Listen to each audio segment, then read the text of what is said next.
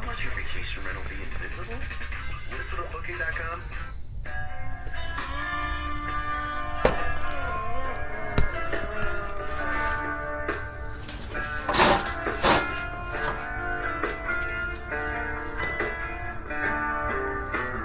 I am just a simple man working on the land.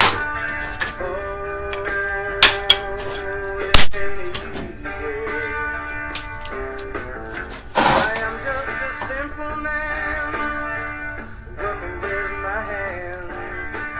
Oh, believe me. Freedom is the only thing that means a damn to me. Oh, you can't fake it. Freedom is the only song. Sing a song for me. Oh, we're gonna make it.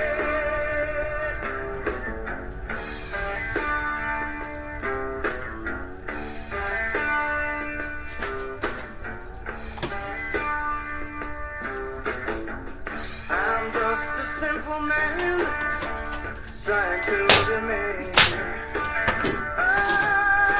Oh, it ain't easy. I'm just a simple man trying to be free. Oh, believe me. Freedom is the only thing that means a damn to me. Oh, you can't fake it. Freedom is the only song. Sing a song for me. Oh, we gonna make it. Cheers. December 4th, 2025, Thursday here in Rusty, Rhode Island.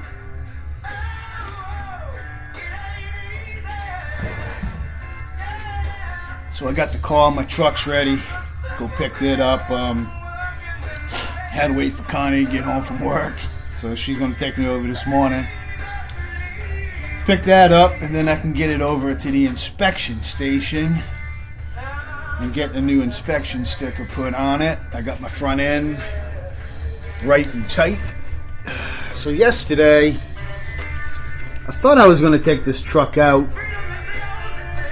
but I looked up here and I remembered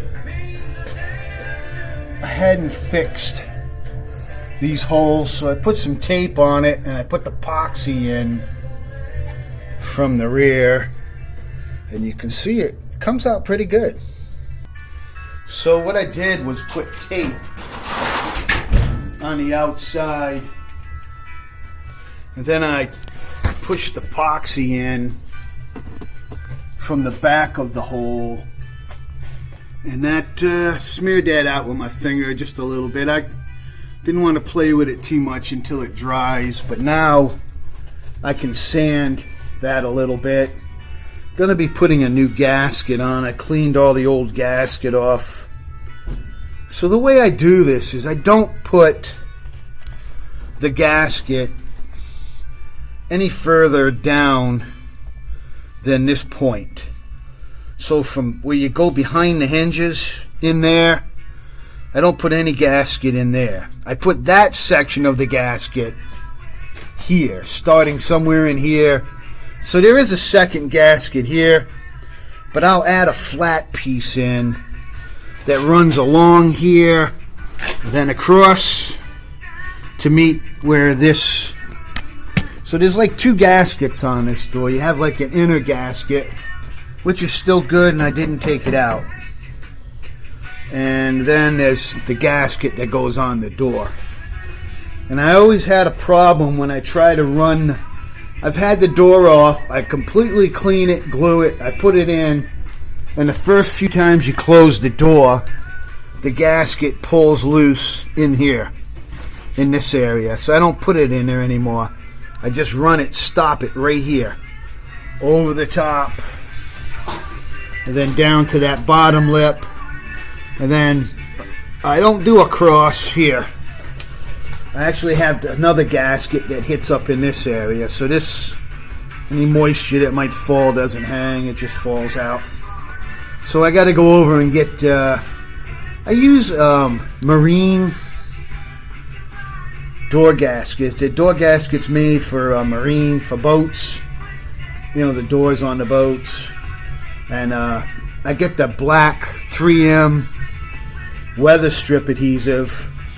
I run a good bead of the weather strip adhesive on first, and then I smush. Even though the gasket I buy has adhesive, I add extra adhesive. And I make sure that the corner, the side of the gasket is also glued to that. And that's the only way I found to get these gaskets to work.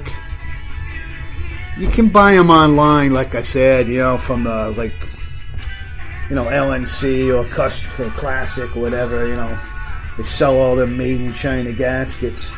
But they never work when you get over there, and the price is ridiculous. I can go buy, for like $15, buy enough gasket to do this whole truck. No delivery charge. But the 3M adhesive, that is expensive, and I need to buy some more. Bumper's still sitting here. Nothing's happened there because I decided to continue on fixing and get this a little more weather. Keep the wind from coming in the cab during the cold. Because I'll tell you, there were a few times when it was like sub-zero weather and I had to run over just to get the old bread and milk and just couldn't get the truck warm. The wind. I put a new gasket in this vent, so that seals and it's watertight, so no draft down there. This area here, though, I have it just covered over on the inside with a panel, and then I put some duct tape on the little cracks. But no air goes in this vent anymore either because the heater doesn't have the stock heater, so I closed that area up with duct tape and steel. Well, I had welded a piece in there, but where it goes up behind the dash, there was still like an area where there was a hole, so I covered all that over too. It's not a total duct tape slap job. I did take a little time to try to make it somewhat right. Because I had this cab off.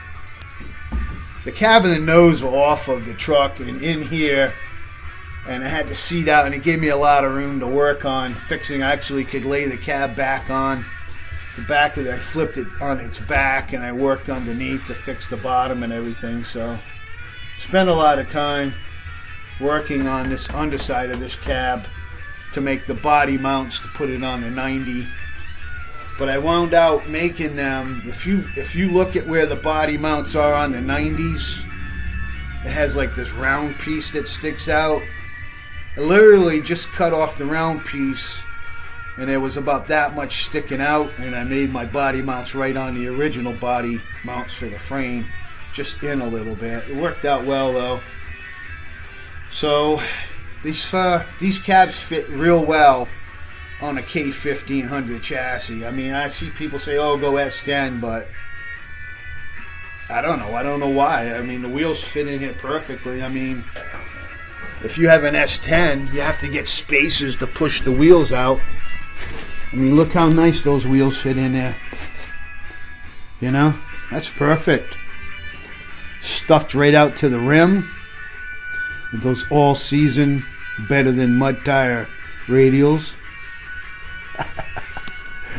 All right, guys. Rambling on, a rambling man. All right. We'll see y'all on Bad Chad and Lad one of these days.